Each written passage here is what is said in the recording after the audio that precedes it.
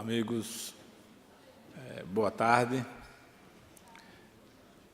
Como vocês sabem, o USP Lectures é um evento da Pró-Reitoria de Pesquisa em que nós trazemos pessoas notáveis para falar sobre temas abrangentes, disciplinares, vibrantes. Isso tem sido feito ao longo de todo esse período. O USP Lectures de hoje tem uma pitadinha a mais. Quer dizer, trazemos hoje uma pessoa muito, muito especial, que é o professor Sérgio Mascarenhas. O professor Sérgio Mascarenhas nasceu em maio de 1928, portanto, você pode fazer a conta e entender que vivemos um momento extremamente importante. O professor Sérgio Mascarenhas é daquelas pessoas que ele influenciou pessoas, influenciou carreiras, influenciou criação de áreas, influenciou criação de instituições, tudo isso do mais alto nível.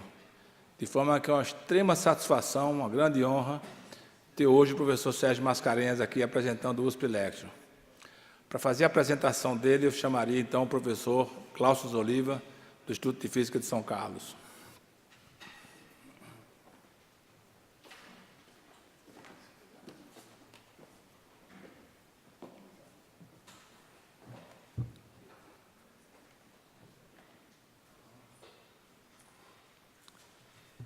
Boa tarde a todos, a todas. Obrigado, Silvio, pela oportunidade e a honra, acima da oportunidade, de apresentar o nosso mestre, professor Sérgio Mascarenhas, que, como você lembra, nesse ano completou 90 anos. Em 4 de maio, nós tivemos a oportunidade no Instituto de Física de São Carlos, a instituição mãe do professor Sérgio, fazer um simpósio em homenagem aos seus 90 anos. E naquela oportunidade tive a chance de fazer um breve resumê histórico de uma carreira recheada de criatividade e pioneirismo na ciência, tecnologia e cultura. E vou, me perdoem por 20 minutos, compartilhar isso com vocês. E as fontes principais que eu estou usando e usei para fazer essa resenha, além dos quase 40 anos de convivência com o professor Sérgio, pessoalmente, mas foi essa correspondência entre o professor Mascarenhas e o professor Gerhard Jacob, que é um físico também, liderança fundadora da física no Rio Grande do Sul. E ambos, há uns anos atrás, se propuseram a fazer uma troca de correspondências para relembrar o que foi o desafio de, quase que simultaneamente, o Sérgio um pouco antes, Gerhard um pouco depois, saírem do eixo Rio-São Paulo, que é onde a física brasileira estava concentrada no início da década, até o início da década de 50. Só tinha física acontecendo ou no Rio de Janeiro ou em São Paulo. O Sérgio foi para São Carlos, o Gerhard foi para Porto Alegre, e eles, então, relembraram isso numa série de cartas que ficaram registradas, ainda não num livro, mas eu tive acesso a elas, gentilmente cedidas pelo professor Jacó. E um livro publicado lá pelo Instituto, A Física em São Carlos, que relembra isso. O professor Sérgio, nascido em 1928, fez o internato no Colégio Batista, no Rio, e ele relata nessas cartas, que nesse período gostava de ler e sonhava ser escritor ou advogado. Tinha, por conta dessa relação, às vezes não muito centrada no rigor que um colégio religioso tinha, e o levou a, muitas vezes, contestar esse sistema e não se adaptar tão bem a ele, com resultados em desempenho escolar nesses períodos iniciais que podiam ser duvidosos, mas foi no colegial que o Sérgio conta, que encontra uma turma, eram todos CDFs, uma tradução livre, e além disso ouviam música erudita, recitavam Manuel Bandeira, Carlos Drummond e liam os clássicos. Foram minha família verdadeira. Estudávamos juntos, sonhávamos juntos, e aí veio a diferença. Tivemos alguns excelentes professores em física, química, matemática, biologia, além do latim, história e geografia, também motivadores. professor de Física e Química era Werner Krauledat, que veio a ser catedrático da Universidade do Brasil. Foi ele que nos acendeu a chama. Destaca ele nessa carta para o professor Jacó o papel essencial do professor no despertar do interesse e da motivação para jovens, né? Em 1947, ele fez o vestibular para Química, na Faculdade Nacional de Filosofia, da Universidade do Brasil, hoje Universidade Federal do Rio de Janeiro. Passou em primeiro lugar nesse vestibular e entra para o curso depois de Física, no ano seguinte, na escola que hoje é a Unirio. Então, fez os dois cursos, Química e Física, professores extraordinários. Nós que somos um pouco mais velhos aqui, vamos reconhecer nessa lista algumas dos nomes mais tradicionais na física e na química, na matemática e na educação brasileira. Anísio Teixeira, por exemplo, Lourenço Filho, né? Leite Lopes, Costa Ribeiro, Jaime Thiomo, Atos Ramos, Cardoso, esses dois últimos chegaram, inclusive, a ser presidentes do CNPq. Achille Bassi, que depois foi para São Carlos um período, Leopoldo Nashbin, pai do Aragão, famoso matemático no Rio de Janeiro, Aragão, amigo nosso, lá do Rio, na física, e era membro, inclusive ativo, muito ativo na UNE, né? Tem um caso famoso do diretório da faculdade, quando um novo reitor eleito em detrimento de um outro candidato muito mais jovem, muito mais preparado, muito mais competente, e no dia da posse ele foi e entregou uma coroa mortuária em cima da mesa do reitor, em protesto à escolha do reitor, enfim, coisas que nós, quando estudantes, e depois de estudantes também ainda fazíamos, né? Olha que caras fantásticos, né, que a gente vê nessa foto, Sérgio. A única mulher aí, Elisa Frota Pessoa, que depois também fez uma carreira importante na física, né? Costa Ribeiro, que foi um dos seus mentores, Leite Lopes, Maurício Peixoto, como matemático, enfim, gente de primeiríssima linha. A física no Brasil, na verdade, assim como boa parte da ciência brasileira, nasce das grandes escolas, na Escola Politécnica, Faculdade de Medicina, no Rio de Janeiro. No caso, a Escola Politécnica do Rio, Henrique Morizzi, que liderava o Observatório Nacional e depois cria, em 1916, a Sociedade Brasileira de Ciências, hoje a Academia Brasileira de Ciências. A física se alimentou de alguns estrangeiros que vieram para o Brasil. Bernard Gross veio para o Instituto Nacional de Tecnologia, eventualmente orientando Costa Ribeiro, Dias Tavares e o professor Sérgio mesmo. Gleb Vatagen veio aqui para a nossa universidade, quando ela é criada, em 1934, para o Instituto de Física, instituição do nosso pró-reitor. Então, a Faculdade de Filosofia, Ciências e Letras da USP, né? Depois, Gleb formando, o professor Vatagen formando Mário Schemberg, Leite Lopes, Jaime Thiomo, passaram, né, pela formação com Gleb Vatagen. Em 1937, Giuseppe Ocalini vem também, e ele acaba liderando a formação de César Lattes, e a física foi o sucesso até do trabalho de César Lattes teve um papel importante na criação do CBPF, Centro Brasileiro de Pesquisas Físicas no Rio de Janeiro, e o CNPq na sequência, em 1951. Aí são dois pilares da física em visita a São Carlos, três, eu diria, né? Desculpa, Gleb Vatagen e Guido Beck e Bernard Gross ali pelo meio. Esse é o professor Sérgio, na Faculdade Nacional de Filosofia, ainda no final da década de 40, começo da década de 50. Aqui, Costa Ribeiro, do lado esquerdo, foi o mentor e orientador do Sérgio nas suas pesquisas iniciais. Aqui, já com o professor Ivone Mascarenhas, no laboratório da Faculdade Nacional de Filosofia, onde ambos se formaram. E aí a pergunta é, como uma pessoa com essa formação, com esse background, termina em São Carlos, né? Termina não, porque ele começa e nunca terminou, e nunca vai terminar. A física no Brasil, no início dos anos 50, estava essencialmente focada em física nuclear, partículas, teoria do campus. Uma física teórica, em grande parte. Estado sólido era considerado uma parte menor, com pouquíssimo apoio, né? Apesar de Gross e Costa Ribeiro terem ajudado Álvaro Alberto, o almirante Álvaro Alberto, a criar o CNPq, aqui nem o CBPF. Para se manter, o professor Sérgio, então, tinha vários empregos no Rio de Janeiro e atividades paralelas, desde revisar livros para o então Ministério da Educação, Anísio Teixeira, até dar aula em 2, 3 escolas diferentes, escolas de ensino médio, escolas de ensino superior já começando. E lhe pareceu, então, que São Carlos, com uma escola de engenharia da USP, recém-criada, parecia um abrigo ideal para criarmos a física do estado sólido e a cristalografia estrutural complementar a ela. E essa foi a decisão para, em 1956, chegar a São Carlos. Ali a gente vê a professora Ivone, aí já era Ivoninha, segurando a segunda filha do casal. E ela dizia, no seu relato também, chegar a São Carlos naquele tempo não era fácil. A estrada asfaltada terminava em Rio Claro. Quisesse de Rio Claro para São Carlos, tinha que ser na terra. Para continuar a viagem, tinha que percorrer um longo trecho de estrada de terra. A partir de Rio Claro, tudo era terra. A opção, então, era viajar de trem.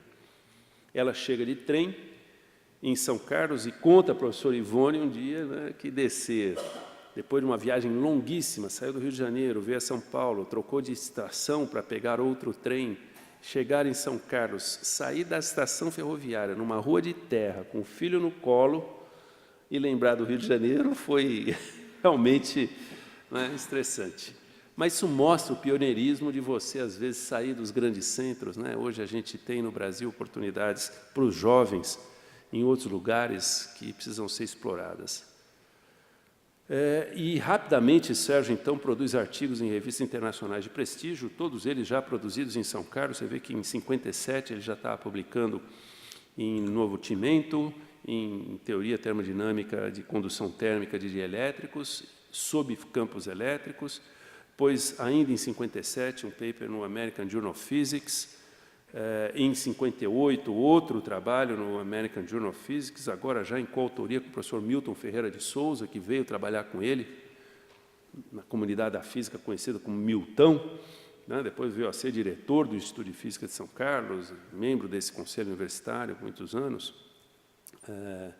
Notem os estudantes que os artigos eram assinados por autor único à época, né? Uma prática típica de quem só trabalhava sozinho e com seus técnicos, no final das contas. Em 1958, o professor Sérgio faz o seu concurso de cátedra na Escola de Engenharia, torna-se, então, catedrático de Física. Em 59, 60, ele sai, aí a importância da formação e da colaboração internacional, fica um ano no Carnegie Tech, em Pittsburgh. Lá tem um contato importante com a Fulbright, uma fundação voltada para o apoio ao desenvolvimento da educação em países em desenvolvimento. Trabalha em física da matéria condensada, publica trabalhos extraordinários. Lá ele encontra, conhece e forma e faz dali uma amizade que foi de uma vida inteira com Ernesto e Amélia Hamburger, né, colegas aqui do Instituto de Física da USP em São Paulo. Eu aproveito aqui para fazer a nossa homenagem ao professor Hamburger, né, que nos deixou não faz muito tempo. Ele sempre atraiu jovens físicos e químicos para São Carlos, para o Brasil, com o apoio da Fulbright, promove sua qualificação no exterior. Era padrão, quando eu entrei no Instituto de Física de São Carlos, que ninguém se formava se não fosse indo para o exterior. Todo mundo começava, fazia o mestrado no Brasil e tinha que sair para fazer o doutorado no exterior. Essa era a prática universal. Essa era a lista quase completa da física da matéria condensada no Brasil em 1960. Esses eram os únicos físicos que faziam matéria condensada, física do estado sólido no Brasil. Boa parte deles no Rio de Janeiro. O Sérgio Porto já tinha vindo para o ITA e começado a fazer um pouco de física de matéria condensada no interior de São Paulo, mas restava isso a USP em São Carlos com o professor Sérgio. E veja como esse já foi um dos seus pioneirismos, né? Em 1969, o professor Sérgio organiza esse que foi o primeiro Simpósio Nacional de Física do Estado Sólido e Ciência dos Materiais. Isso hoje depois tornou-se o Encontro Nacional de Física da Matéria Condensada, a maior reunião da física em número de participantes aqui no Brasil ao longo de décadas já, né? Esse primeiro simpósio foi organizado em São Carlos, em 1969, pelo professor Mascarenhas. Está ele ali no cantinho de trás. Ao lado dele, um jovem aqui, quem talvez reconheça nessa imagem, eu ia apontar, não deu. Mas é o professor Sérgio Rezende, esse primeiro da esquerda para a direita ali. Veio a ser ministro, foi pelas mãos de Sérgio Mascarenhas que Sérgio Rezende termina no Recife, depois de uma estadia importante de formação no exterior, né? Vários outros aí que eu vou deixar para apresentar em outra oportunidade, mas só para ter uma ideia, a física no Brasil na atualidade, uma estimativa aqui da ordem de 5.000 físicos trabalhando com doutorado no Brasil, cerca de 50% disso hoje é matéria condensada e ótica. Áreas que, então, pioneiramente foram, né, trazidas aqui pelo professor Mascarenhas. Em 70 se cria o Instituto de Física e Química de São Carlos. Os nossos colegas co-irmãos do Instituto de Química estão aqui hoje presentes. Éramos todos departamentos da Escola de Engenharia de São Carlos. Esse é o primeiro prédio do Instituto de Física de São Carlos, ali à direita. Quem já foi na Física de São Carlos hoje sabe que esse é um emaranhado de prédios por ali que a gente, né, se perde quase, mas, enfim, foi assim que as coisas começaram. Mas não foi por aí que o Sérgio parou, né? A UFSCar, a Universidade Federal de São Carlos, passou pela mão do professor Sérgio, né? Na verdade, essa história tinha começado lá em 1960, quando um projeto foi apresentado na Câmara Federal para criar a Universidade Federal da Paraíba, pela junção de várias escolas que tinha lá. E aí um deputado daqui do Estado, deputado federal daqui do Estado de São Paulo, fez um adendo, chamadas, né, emendas parlamentares, e que colocou 3 artiguinhos no final de um decreto longo que criava a Universidade Federal da Paraíba, dizendo: fica criada a Universidade Federal de São Paulo, com sede em São Carlos. Era, então, os deputados Monteiro da Cruz e Ernesto Pereira Lopes, uma liderança local da região ali, né? A efetiva criação da UFSCar somente se deu 8 anos depois, em 1968. Aí está Ernesto Pereira Lopes, no cantinho ali. E o primeiro reitor da Universidade Federal de São Carlos foi o professor Mascarenhas, que justamente, então, liderou aquela iniciativa de criar uma universidade. A proposta inicial era de juntar várias escolas para fazer essa universidade. E o Sérgio foi instrumental porque convenceu que era preciso começar uma coisa completamente nova, né? Não fazia sentido juntar coisas distantes e que era importante a gente ter a oportunidade de criar uma universidade nova com programas de ensino novos. E o convence Ernesto Pereira Lopes para criar uma universidade que fosse independente. Ela nasce numa fazenda ali perto de São Carlos, com 2 cursos, um que nunca tinha existido no Brasil, primeiro chamado Engenharia de Materiais. Hoje, uma das áreas mais vibrantes e atuantes da engenharia, né, essenciais para o desenvolvimento moderno. Criação direta do professor Mascarenhas. E um curso de licenciatura em Ciências, refletindo a sua preocupação na formação dos jovens, crianças e jovens, para as ciências, portadores de futuro da nação. Será que o Sérgio parava por aí? Já tinha criado um estudo de física, áreas novas de ciência, etc., mas não parou, porque um grupo ele começa a motivar jovens a dizer: não, o futuro do Brasil está na agricultura, e todo mundo sabe disso, e a física tem que estar nisso. Então, ele nucleia um grupo de jovens, naquele momento, capitaneados por um estudante recém-saído do doutorado, chamado Silvio Crestana. Aliás, não tinha entrado no doutorado ainda, estava saindo da graduação, começando o mestrado. Silvio Crestana, que depois veio a ser presidente da Embrapa por muitos anos, né?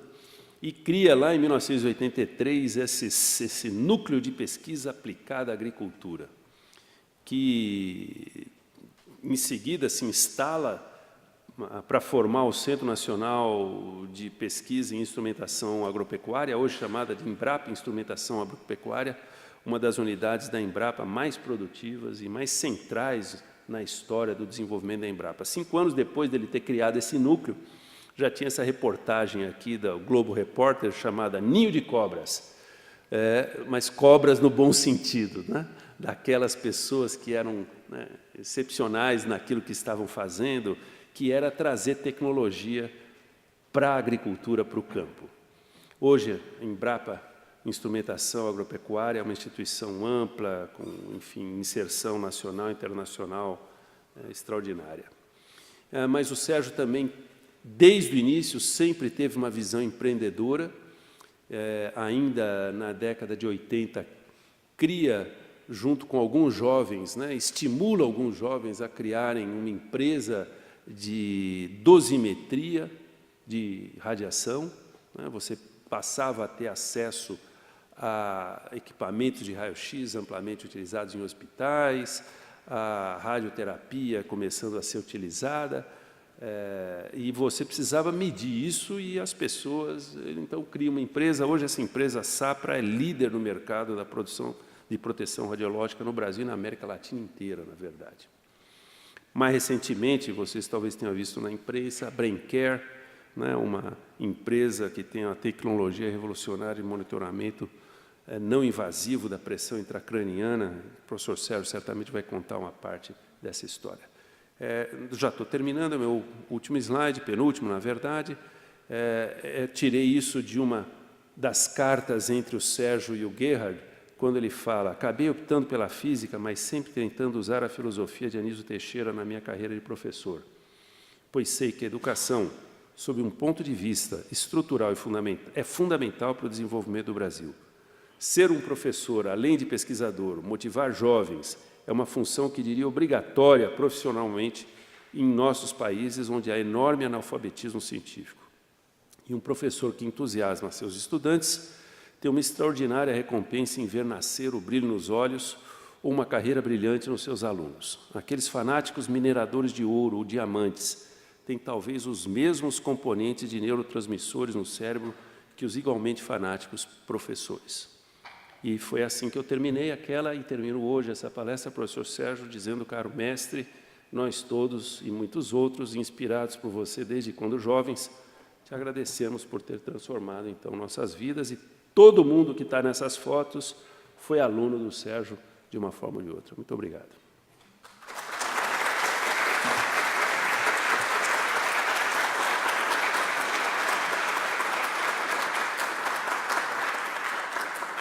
Inclusive o nosso vice-reitor, que acabou de entrar no recinto.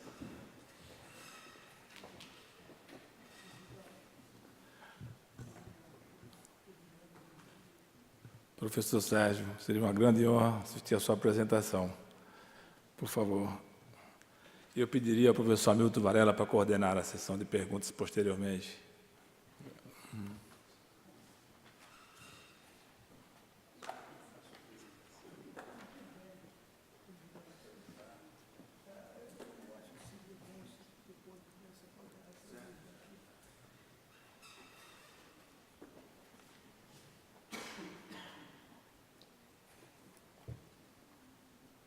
Sérgio, você para passar, eu acho que tem que apertar esse botãozinho aqui.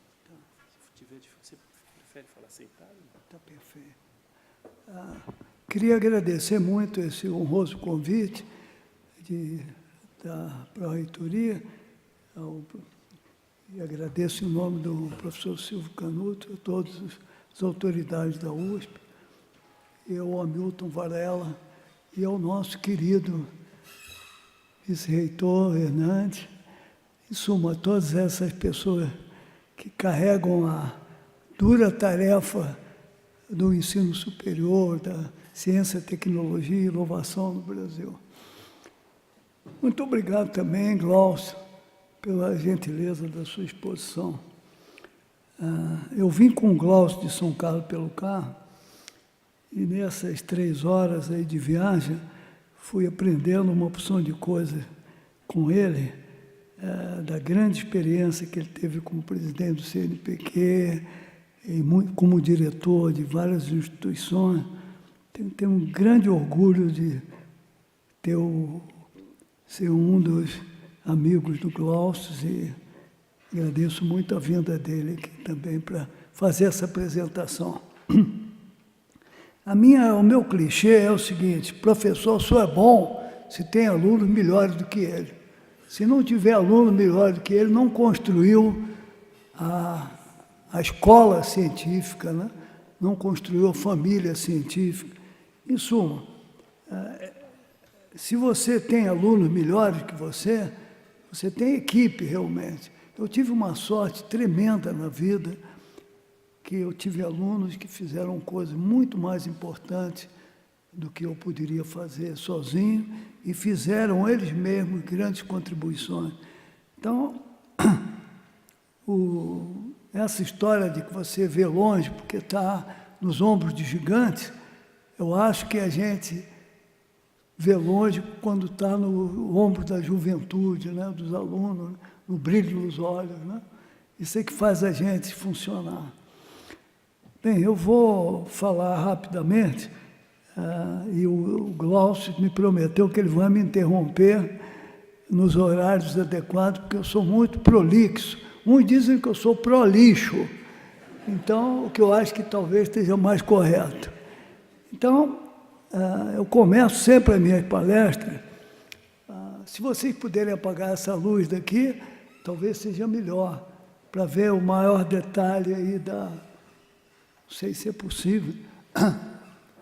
De toda maneira, eu sempre começo as minhas palestras com a Escola de Atenas de Rafael, que eu trabalhei 12 anos na Itália, e eu ia e vinha, né? Professor pendolare, como se diz na Itália, né? Entre Roma, Trieste e São Carlos. E eu tive a sorte de acompanhar o restauro, não apenas da Capela Sistina, mas dessa grande obra de Rafael, que é de 1500, né? Que é a Escola de Atenas. Ao centro da Escola de Atenas, vocês veem as figuras, os vultos, né? Do Platão, com o dedo apontado para cima, para o mundo das ideias, da abstração, e o Aristóteles com a mão apontada para baixo, para o mundo da matéria, do empirismo, né? E da ética também. E aí, nessas 56 figuras, tem praticamente uma história de todo o pensamento humano até o Renascimento. Coisa estranha, que só tem uma mulher, né? Que é a Hipátia, que é essa mulher de branco, que está ao lado do Pitágoras, à esquerda do... Isso é um negócio interessante, né? Porque eu sou muito feminista, sabe? Então eu acho que homem, nós todos somos mulheres de segunda classe, né? Porque nós todos temos bico de seio que não serve para nada. Mas a mulher não, a mulher faz a procriação, cria os filhos. E nós precisamos aprender muito a sair desse mundo machista de 500 anos de herança ibérica, né? Escravista, machista e colonizadora de baixíssimo padrão, né? Nós precisamos nos libertar dessa herança maldita, né? Que nós tivemos nesses 500 anos, na América Latina inteira. Bom, isso é uma opinião histórico-ideológica, né? Não tem grande valor, mas tem fatos para suportá-lo. Isso daí já era visto pelo Anísio Teixeira, que foi meu professor, foi visto por muita gente, como Celso Furtado, foi visto pelos grandes argentinos que criaram a CEPAL e deram o primeiro grito de independência da América Latina.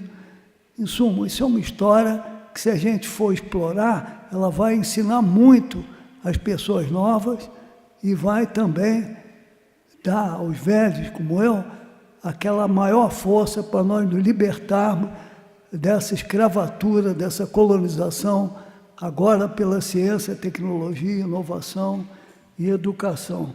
Então, eu acompanhei isso, tive sorte de encontrar no Museu do Vaticano grandes amigos do restauro, de física, de química, e acabei fazendo até uma história sobre essa Escola de Atenas, que quem tiver interessado, eu posso mandar o PDF dela. Se eu for ficar falando aqui na Escola de Atenas, eu fico tão entusiasmado de ver essa movimentação de ideias. Isso daí realmente é a essência do pensamento humano transformado em arte. Isso me lembra também o C.P. Snow, né, que foi professor de Cambridge, físico da Universidade de Cambridge, grande amigo do Churchill, né, durante a guerra. Ele escreveu aquele famoso livro, As Duas Culturas, The Two Cultures, em que ele dizia que a humanidade realmente vai poder progredir virtuosamente quando os tecnólogos, cientistas, engenheiros juntarem a mão no humanismo dos artistas, né, dos pintores, dos poetas, dos filósofos, dos historiadores. A isso ele chamou de terceira cultura, né?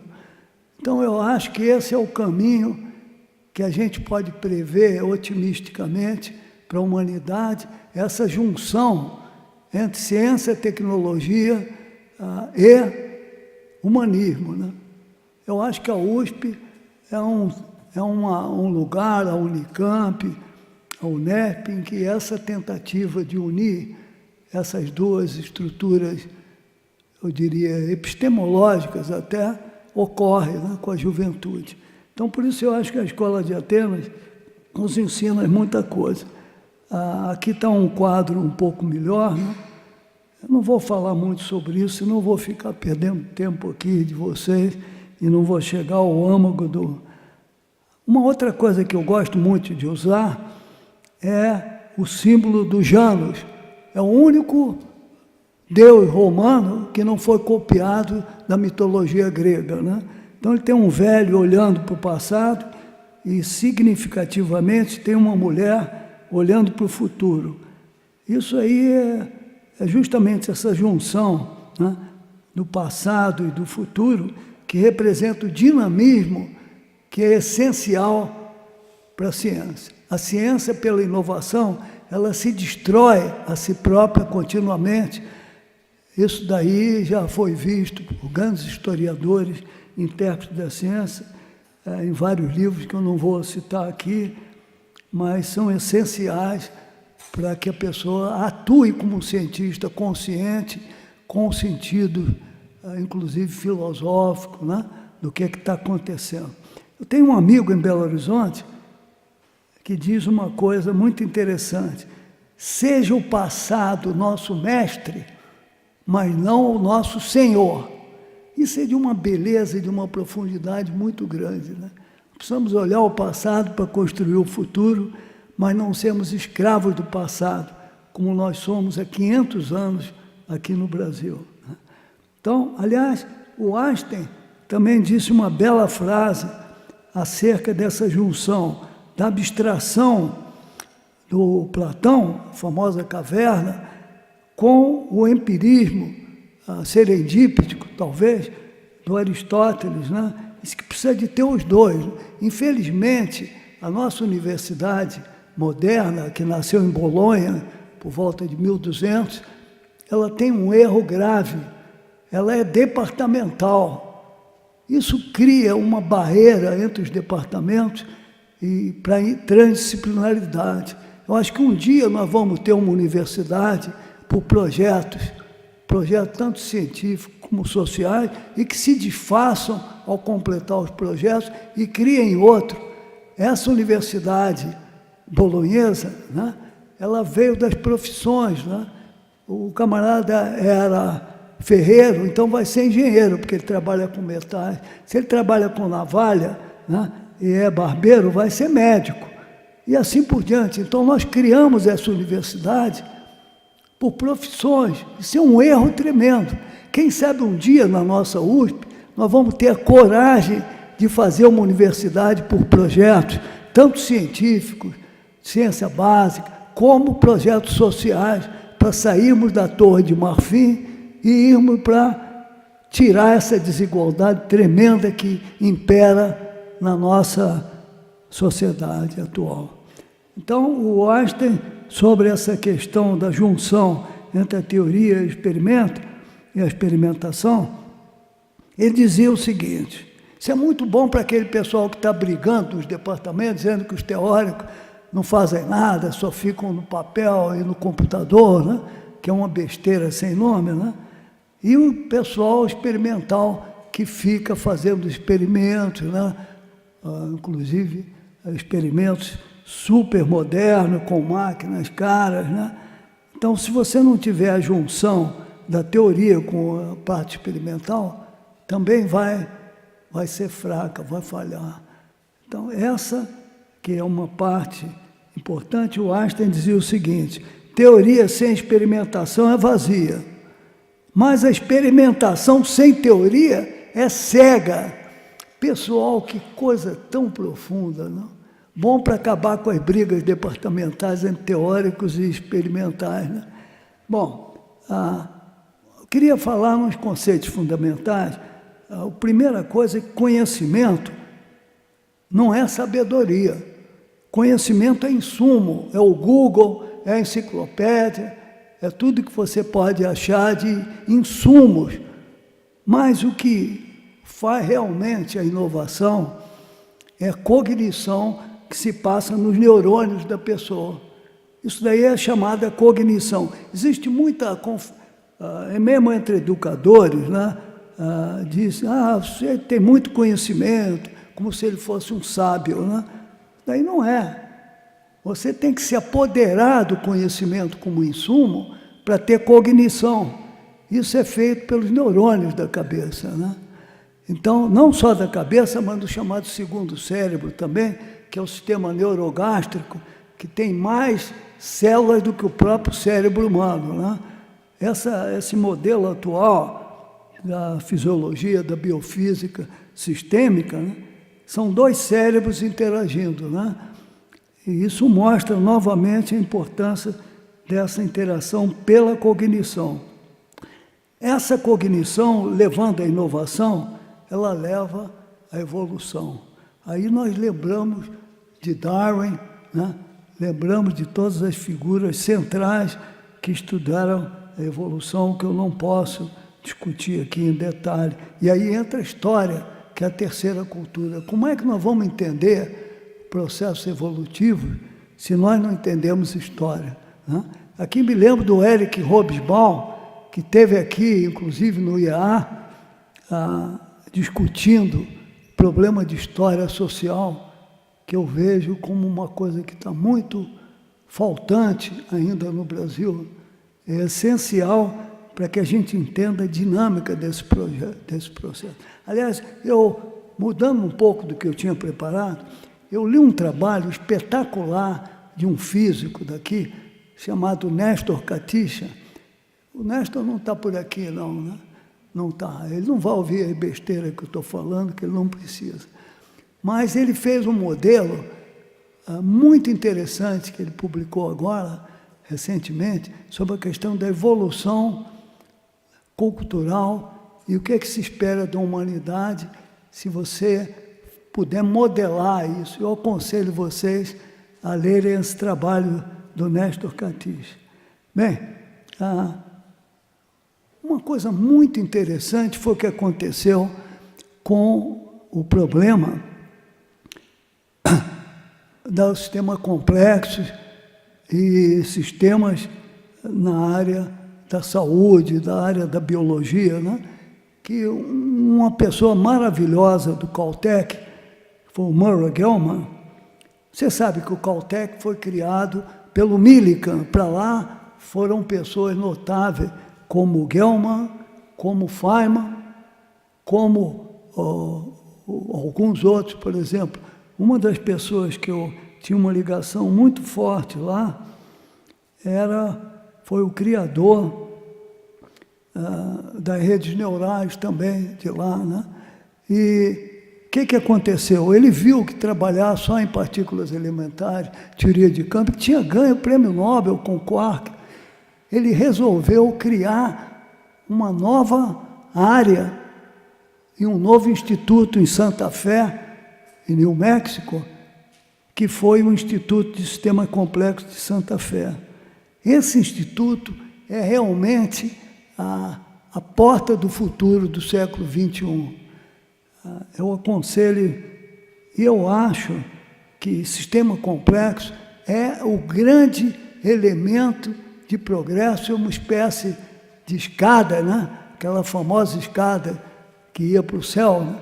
Eu acho que o sistema complexo representam essencialmente um grande salto para o futuro, e nós estamos muito atrasados no Brasil, estamos pelo menos 15 a 20 anos atrasados. Quando eu estava no MIT, eu encontrei o grupo lá de sistema complexo e consegui entrar nessa área superficialmente, e quando voltei para o Brasil, eu venho lutando para a criação de sistema complexo na engenharia, na saúde, na educação. Esse é um instrumento essencial para nós entendermos as estruturas que comandam a evolução desse sistema. Felizmente, aqui na Poli, o professor Piqueira, como diretor da Poli, criou a primeira engenharia de sistema complexo no Brasil e na América Latina. Eu fiquei muito triste que não foi em São Carlos, mas tive um pequeno consolo que o Piqueira foi formado na Escola de Engenharia de São Carlos e era diretor da Poli. Então, mas não consegui, lá em São Carlos, nem na engenharia, nem na UFSCar, né, que se criasse o agronegócio do sistema complexo e etc. Isso é uma coisa que o Brasil precisa, sobretudo na educação. Bem, como é que a complexidade aparece? Aí eu lembro da frase do Newton, né, que é essa que está aí no conhecimento humano, é como o raio de uma esfera, quanto mais aumenta a superfície com o desconhecido, né? Quer dizer, você está a complexidade está na base da evolução. Bem, o sistema complexo, eles introduzem transdisciplinaridade. Você não pode fazer sistema complexo com departamentos estanques separados. Você tem que ter equipes multidisciplinares. Esse é um dos defeitos que nós temos na universidade moderna. Não é na USP, não, é em todas as universidades mundiais. Só conheço uma universidade quando eu estive no Japão, trabalhando lá, que eu fui para lá 4 vezes trabalhando. A Universidade de Tsukuba é um exemplo espetacular em que você tem uma universidade por projeto. E não vai depois continuar com o departamento. O projeto tem que ter começo e fim. Que negócio é esse de transformar projeto em departamento? Para fazer muro, para fazer bloqueio da transdisciplinaridade, brigas por vaga, por espaço. Isso é um negócio que parece as crianças brigando. É o modelo que eu vejo atualmente. Agora, ter coragem para fazer uma universidade assim, olha, moçada, é muito difícil.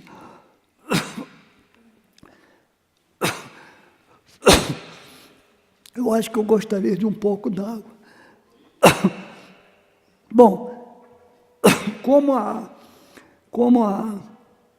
inovação é quebra de paradigma, isso é um negócio que o Karl Popper já tinha visto há muito tempo, né? Aconteceu comigo algumas vezes, mas eu vou contar aqui para vocês uma quebra de paradigma que aconteceu na minha vida, há coisa de 11 anos atrás, quando eu fiquei com uma doença chamada hidrocefalia de pressão normal. E aí tiveram que furar minha cabeça para botar um chunte e poder, então, a pressão intracraniana excessiva que eu tinha. Muito obrigado, senhora. Obrigado. Como é o seu nome? Adriana. Muito obrigado, Adriana.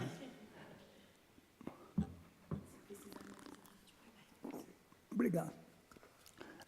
Mas, voltando a... Eu, então, furaram a minha cabeça, botaram um chunte, que eu tenho até hoje, tem uma cânula que vai para a minha barriga. É feita uma panela de pressão que tem aquela válvulazinha, né? Eu, então, pensei que talvez eu pudesse contribuir de uma maneira muito elementar para criar um método para medir a pressão intracraniana no sistema nervoso central, sem furar a cabeça. E eu tive uma sorte tremenda de usar os conhecimentos elementares que eu tinha da engenharia, que eu sabia que os engenheiros, quando tem uma viga, assim, eles podem medir a deformação da viga com um chip, que mede essa deformação a nível de micron. Aí eu disse, por que então a gente não pode medir a pressão intracraniana na cabeça com um chip desse? Mas acontece que aí eu bati no muro da cultura médica.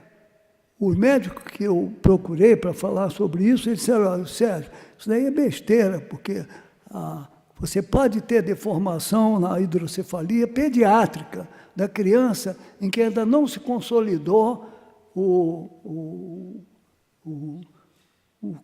crânio, né? Então, você tem a moleira, etc., você aí ainda pode fazer alguma coisa. Mas, no cérebro do adulto, né, com essa doença, não pode. E eu disse, bom, mas isso é besteira. Ah, mas isso é o princípio de Monroe Kelly, de 1783. Bom, está em todos os livros, me diziam neurocirurgiões. Ele só está nos livros, mas está errado. Porque não existe nada rígido na física. Nem um núcleo atômico é rígido. Pensar que a cabeça de uma pessoa, porque é de osso, é rígida, isso daí é um erro.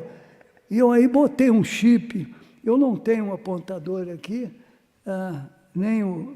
Deixa eu ver se eu consigo fazer com... Não, também não tenho um mouse aqui. Ó, a tecnologia aqui do Data Show está no século XX. Mas aí eu consegui botar um chip naquele que aparece ali como S, amarelo, e botei, o meu neto me deu um balãozinho de borracha, desse que se usa em aniversário, eu peguei um crânio lá na Universidade Federal, no Departamento de Anatomia, e aí eu desmontei o meu aparelho de pressão arterial, fui para a minha casa, isso daí é na minha casa, na sala, e bombeei a pressão aqui do balãozinho que o meu neto me deu, e comecei a monitorar a parte, o sinal elétrico que saía do chip, né?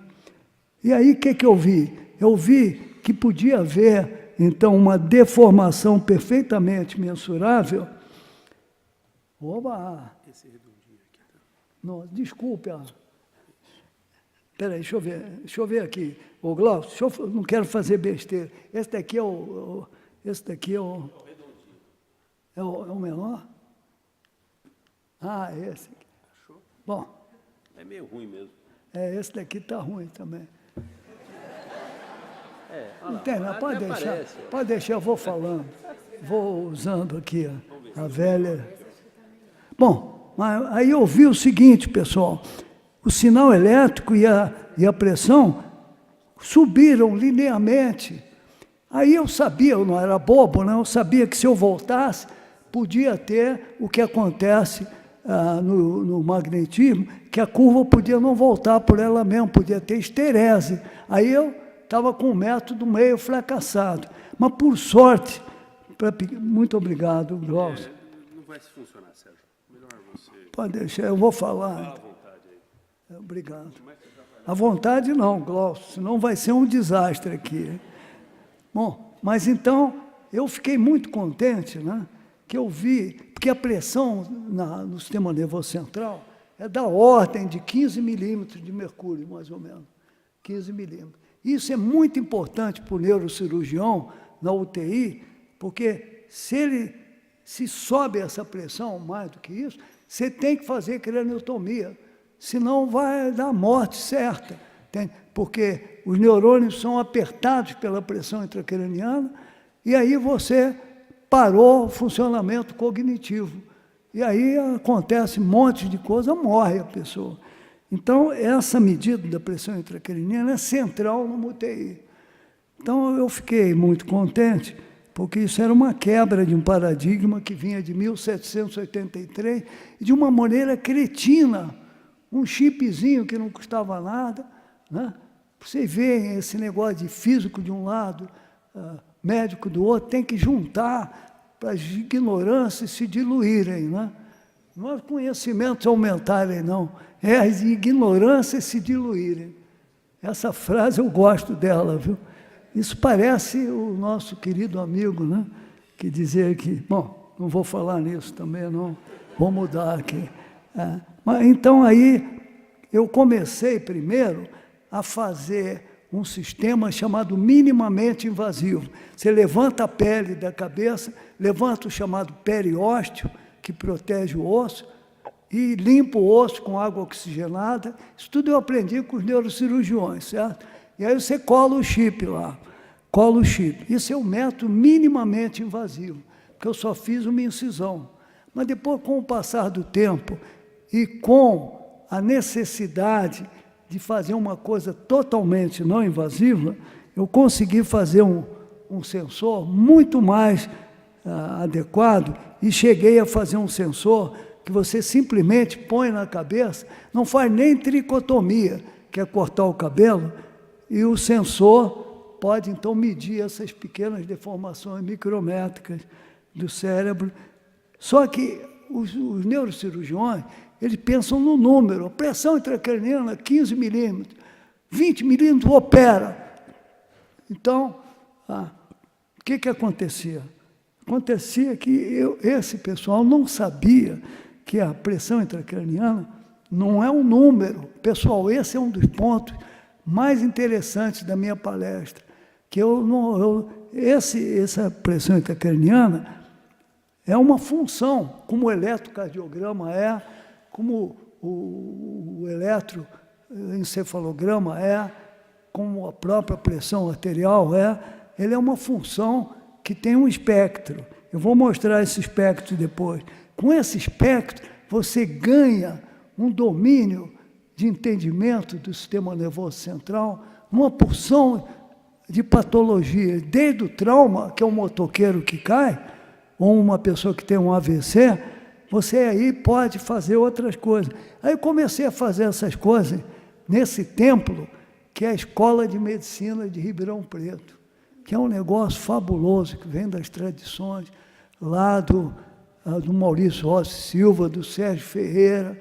Aquilo ali é um templo. Eu físico, morando lá, eu já tinha trabalhado lá muito antes, por exemplo, na área de cardiologia, na área de urologia, eu fiz um bisturi criogênico para operação de próstata.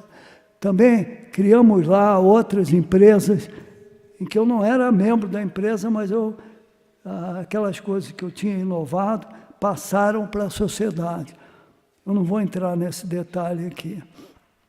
Aí eu comecei a ver que eu podia usar para doença de Alzheimer, sepsis, fazer medicina translacional, que é a fronteira da medicina atual, é você fazer no bicho e translacionar para o ser humano. Muito mais adequado, a menos que apareçam uns loucos aí de Sociedade de Proteção de Animais, né, que vai lá e quebra o seu laboratório, destrói os seus dados, como aconteceu, inclusive, em vários países e aqui no Brasil também. Uma barbaridade. Se fosse possível, eu proibiria esse pessoal de usar vacinas, de quando uma criança deles tivesse feito uma coisa que dependesse de um remédio que foi criado por medicina translacional, fica proibido também, já que o burro, o ignorante é contra, às vezes por questões até religiosas. Isso é um absurdo da nossa civilização. Quer proteger o animal? Tem muitas maneiras de proteger o animal e a natureza, mas não acabando com a saúde, inclusive dos pobres, né? Bom, então, Então eu comecei a trabalhar e publicamos várias coisas. Em eclâmpsia, por exemplo, pré-eclâmpsia, eu trabalho com o Departamento de Ginecologia e Obstetrícia de Ribeirão, porque quando a mulher tem eclâmpsia, vem de uma morbidade que causa convulsão e mata a criança e mata a mulher. E o Brasil está devendo o desafio do milênio de natalidade, de morte na natalidade. O Brasil ainda está devendo até hoje. E uma das causas com uma prevalência bastante grande é a eclâmpsia. Então eu resolvi trabalhar em eclâmpsia, porque eu imaginava o seguinte: se eu estiver medindo coisa no sistema nervoso central, eu devo estar olhando lá para baixo. O que está acontecendo com o feto, etc. E não deu outra. Eu consegui monitorar a pré-eclâmpsia para a gente poder, então, tratar da gravidez de risco, como é feito lá em Ribeirão. E a anestesiologia, a mesma coisa, veterinária, hidrocefalia pediátrica. Ultimamente aconteceu um negócio muito legal, que eu fui procurado pela NASA, porque quando os astronautas vão para o espaço, e ficam muito tempo lá, você tem uma porção de barossensores que compõem uma cadeia chamada barreira hematoencefálica para o cérebro.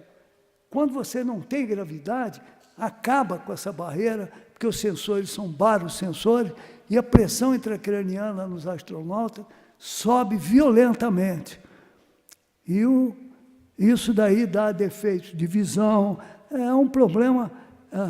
Então fui procurado pela NASA para usar o meu sistema a nível de investigação do efeito gravitacional no sistema nervoso central. Mas eles não quiseram assinar comigo um acordo de non-disclosure agreement, e ficou por isso mesmo, né? Eu fui trabalhar com o pessoal lá em Pirassununga, que tinha aviões supersônicos, e comecei com uma verba da FAPESP a usar o meu sistema nos voos supersônicos para fazer medidas. Já publicamos, inclusive, isso, graças ao nosso trabalho. Agora, recentemente, a NASA nos procurou de novo, e aí eu já estava mais estruturado, graças ao investimento que algumas pessoas de visão fizeram no meu método, e nós fomos para Stanford, a Escola de Medicina de Stanford, para poder ter o clinical trial do meu sistema pela Escola de Medicina de Stanford. E aí, quem que está lá em Stanford? Está a NASA. Toda a parte de saúde da NASA é feita, terceirizada, através da Escola de Medicina de Stanford. Aí eles nos encontraram de novo. E agora nós estamos em outro patamar de conversa. Já veio uma astronauta para cá, nos procurou, graças a essa empresa que nós criamos, e agora fizemos os primeiros trabalhos que um pós-doutorando meu brilhante, doutor Gustavo Frigieri, apresentaram há um mês atrás, numa grande conferência sobre a Estação Internacional Espacial. Eu não vou entrar nesse detalhe, mas nós já temos 2 patentes nos Estados Unidos, e graças à governança que nos ajudaram a sair da Torre de Marfim e ir para a sociedade, ajudar em todas essas possíveis aplicações da técnica, nós conseguimos agora realmente começar a trabalhar para ter aplicações também na área espacial.